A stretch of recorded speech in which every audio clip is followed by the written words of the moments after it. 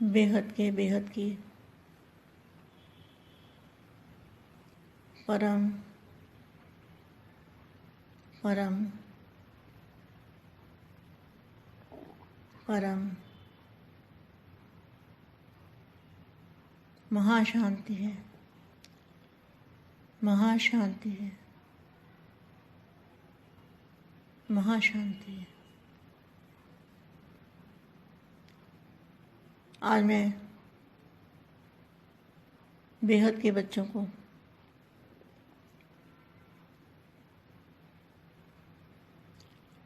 कुछ समझाती हूँ, कुछ सुनाती हूँ, कुछ रियलाइज़ कराती हूँ। रियलाइज़ तो करते होंगे बच्चे, मगर मेरी ड्यूटी है कि रोज़ बच्चों को कुछ ना कुछ रियलाइज़ कराना। अपनी आंखें बंद कर लो और बेहद के दादाजी को अपनी बुद्धि में दादाजी का चित्र रखो और चित्र में विचित्र पावर, चित्र से विचित्र पावर जो है उसका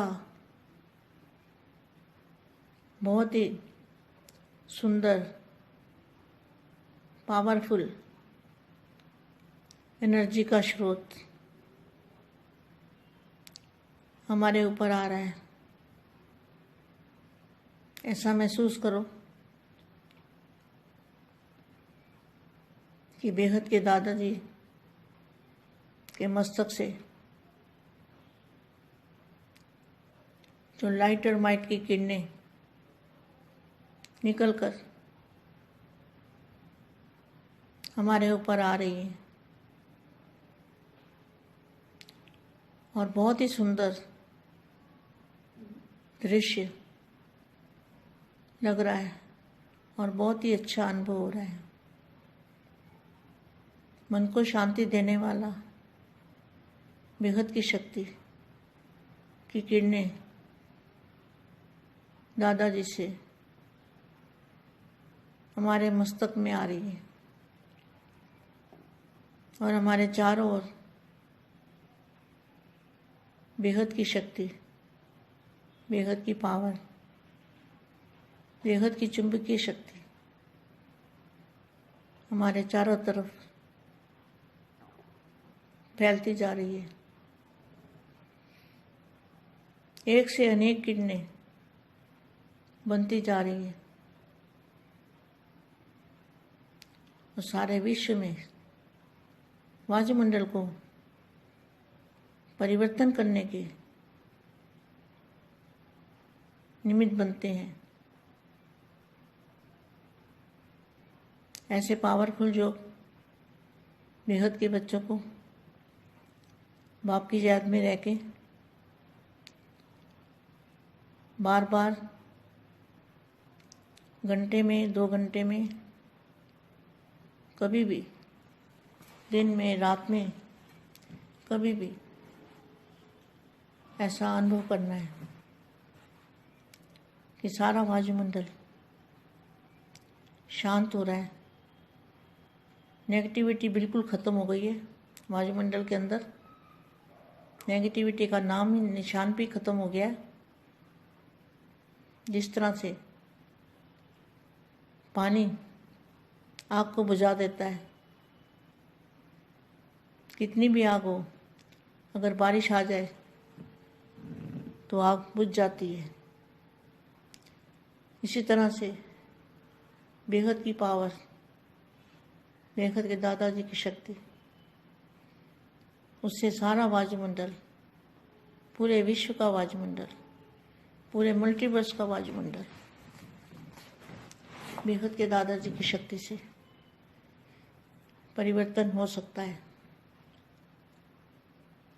और बेहद के परम शांति के संकल्प, वो भी अपनी बुद्धि से, संकल्पों से बेहद के परम शांति के वाइब्रेशन डालने हैं।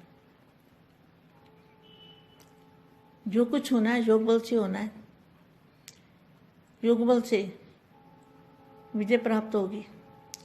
बुराइयों पर विजय प्राप्त करना है, प्रकृति पर विजय पानी है, तो योग बल से पा सकते हो। मन का मौन नई रंगत लाएगा। मन का मौन निसंकल्प अवस्था को कहते हैं। तो दादाजी की जो पावर है, ऑलमाइटी अथॉरिटी की लाइट हाउस पावर हाउस से कनेक्शन जोड़ के जो पावर मिलती है, उसी पावर से, उसी शक्ति से हम निसंकल्प हो सकते हैं। और निसंकल्प अवस्था में जो संकल्प डालोगे वो सिद्धि स्वरूप संकल्प होंगे। तो तुम सिद्धि स्वरूप बन जाओगे। और दादाजी को याद करते करते जो एनर्जी, जो बेहद की पावर हमारे ऊपर आ रही है, उस पावर से हमारा 5 तत्वों का शरीर भी परिवर्तन होके फरिश्ता रूप, हमारा 5 तत्वों का शरीर फरिश्ता रूप में परिवर्तन हो जाएगा। तो सभी बेहद के बच्चों को इसी तरह से योग करना है और परम शांति के वायुमंडल बनाना है। जो शांति की शक्ति है, उसके आगे नेगेटिविटी कितनी भी ज़बरदस्त हो, मगर वो पानी जैसे डालते हैं और आग बुझ जाती है। तो आपको बेहद की चुंबकीय शक्ति की वर्षा करनी है। सभी बेहद के बच्चों को बेहद के दादाजी से, महाशांति के सागर से लाइट लेके और अपने इसी 5 तत्वों के शरीर के द्वारा चारों ओर परम प्रकाश की लाइट फैलानी है। इसी ज्ञान वर्षा से, बेहद की शक्तियों की वर्षा से वायुमंडल परिवर्तन होगा और विश्व में शांति का झंडा लहराया जाएगा और बेहद के बच्चों की विजय होगी। किस पर विजय होगी? 5 तत्वों पर, प्रकृति पर विजय प्राप्त करनी है। तो इसी तरह से हमें दिन में कई बार चलते फिरते कर्मयोगी की स्टेज बनानी है। कर्म करते हुए हमारा योग हमारे बेहद के दादाजी, प्यारे प्यारे दादाजी से कनेक्शन जुड़ा रहे। ऐसी कोशिश करते रहना है। ऐसे कोशिश करने वाले, ऐसे दिल तख्त नशीन, जो विश्व सेवाधारी, विश्व कल्याणकारी, विश्व को शांति देने वाले, शांति देवा, ऐसे विश्व सेवाधारी, विश्व कल्याणकारी, स्वपरिवर्तन से विश्व परिवर्तन करने वाले विश्व सेवाधारी बच्चों को विश्व सेवाधारी माँ का दिल से याद, प्यार और नमस्ते। संगम युग को नव युग भी कह सकते हो। तो संगम युग कब से होता है? जब से दादाजी और बच्चों का मिलन होता है, उसको कहेंगे संगम युग। क्योंकि सब कुछ नया हो जाता है, वायुमंडल भी नया, संस्कार भी नए, ज्ञान भी नया, दुनिया भी नई और परिवर्तन भी नया। परिवर्तन मतलब हमारा स्थूल शरीर परम प्रकाश में फरिश्ता रूप में परिवर्तन। नवयुग वालों की हर समय की हर चाल नई, उठना भी नया, बोलना भी नया, चलना भी नया, जिसको कहते हैं नया, अर्थात अलौकिक। लौकिक माना 5 तत्व और अलौकिक माना 5 तत्वों से परम तत्व में, परम लाइट में नई वैसे स्थिति हो गई। बातें भी नई, मिलना भी नया, सब नया।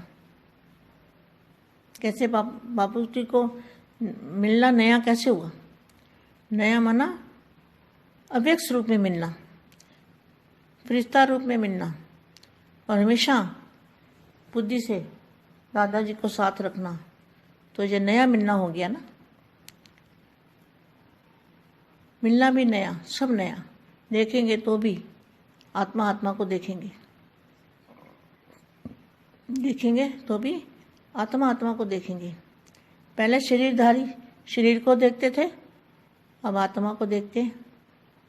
तो पहले संपर्क में आते थे तो कई भावना से आते थे, अभी भाई भाई की दृष्टि से संपर्क में आते हो। अभी बाप के साथी बन गए। पहले लौकिक साथी थे, ब्राह्मणों की भाषा भी नहीं। आपकी भाषा दुनिया वाले नहीं समझ सकते, आपकी भाषा दुनिया वाले नहीं समझ सकते। सिर्फ ये बातें ही भी बोलते हो कि भगवान आया है, तो भी आश्चर्य खाते हैं, समझते नहीं। कहते हैं कि क्या बोलते हो, तो आपकी सब बातें नहीं हैं। इसलिए हर सेकंड अपने में भी नवीनता लाओ। जो एक सेकंड पहले अवस्था थी, वह दूसरे सेकंड नहीं, उससे आगे। इसी को कहा जाता है फास्ट पुरुषार्थ। जो कभी चढ़ती कला में, कभी रुकती कला में, उनको नंबर 1 पुरुषार्थी नहीं कहेंगे। नंबर 1 पुरुषार्थ की निशानी है हर सेकंड, हर संकल्प, चढ़ती कला।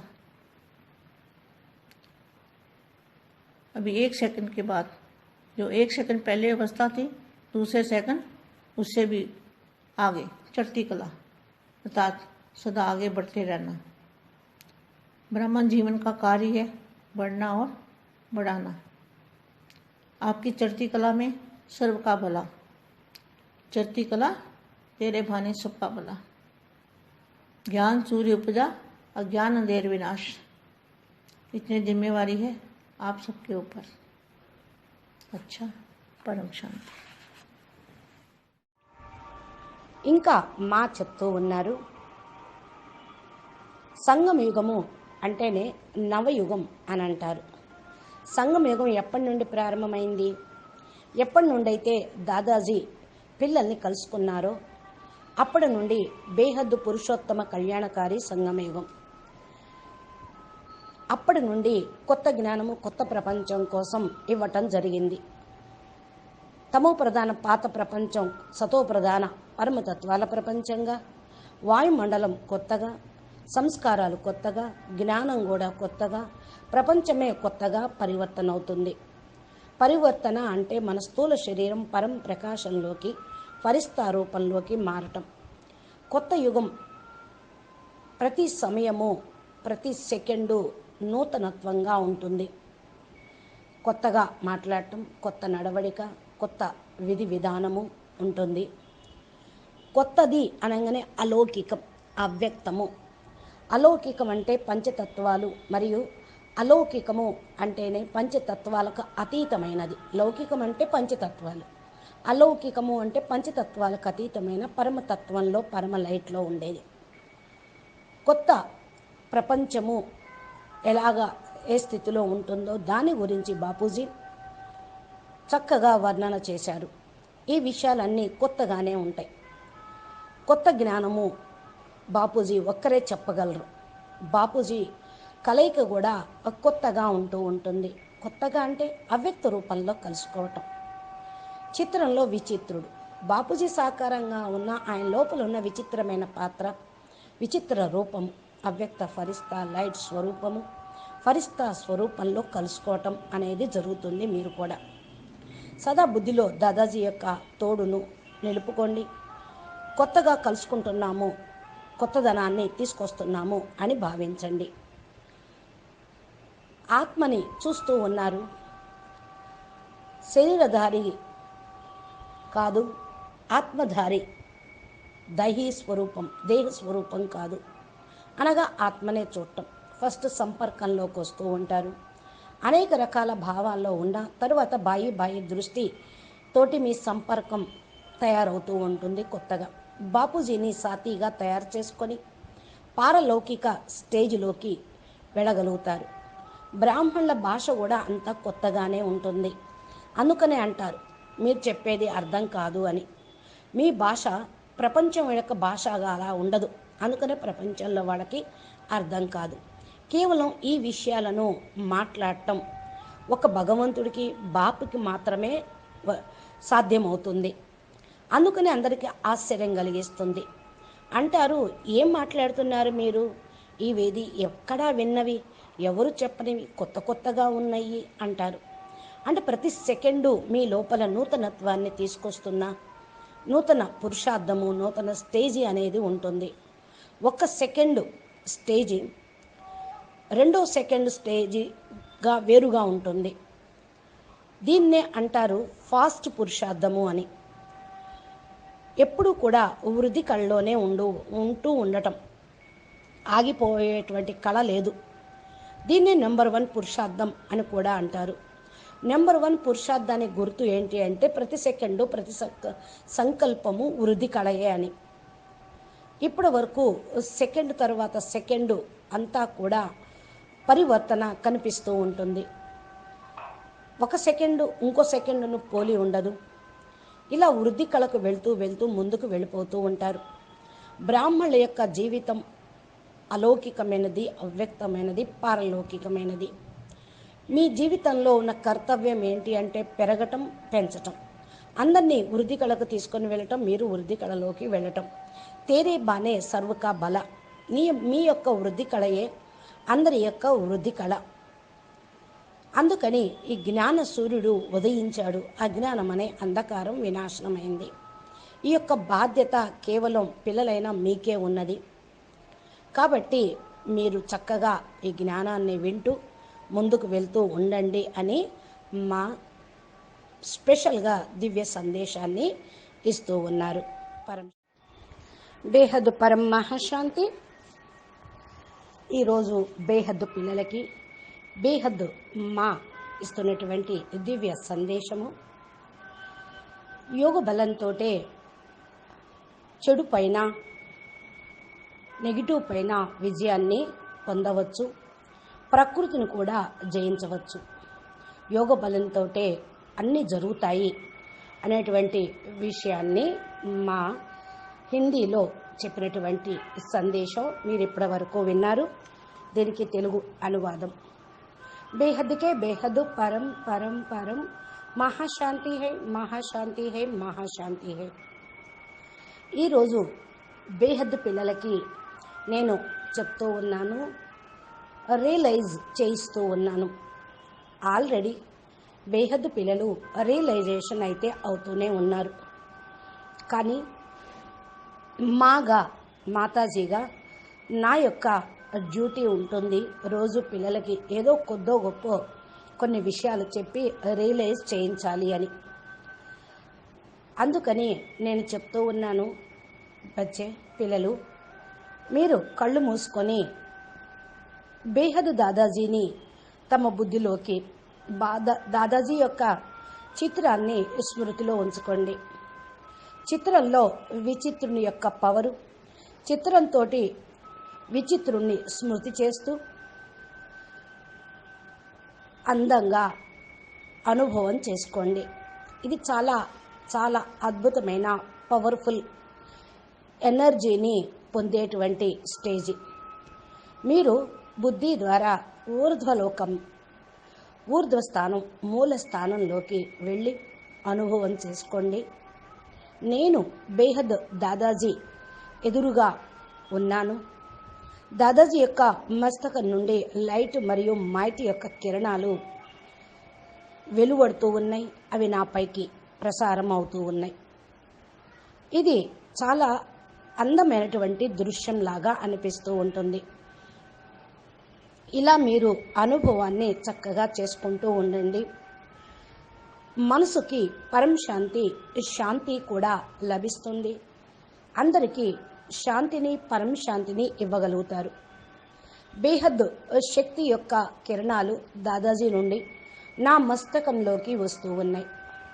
నా నలువైపులా కూడా బేహద్ శక్తి, బేహద్ పవర్, బేహద్ అయస్కాంత శక్తి వ్యాపిస్తూ ఉంది. ఒక్కని నుండి అనేక కిరణాలు తయారవుతూ ఉన్నాయి. విశ్వం లోపల వాయుమండలం మొత్తం కూడా పరివర్తన అవుతూ ఉంది. ఇలాంటి పవర్ఫుల్ స్థితి బేహద్దు పిల్లలకి ఉన్నట్లయితే బేహద్దు బాపు యొక్క స్మృతిలో ఉంటూ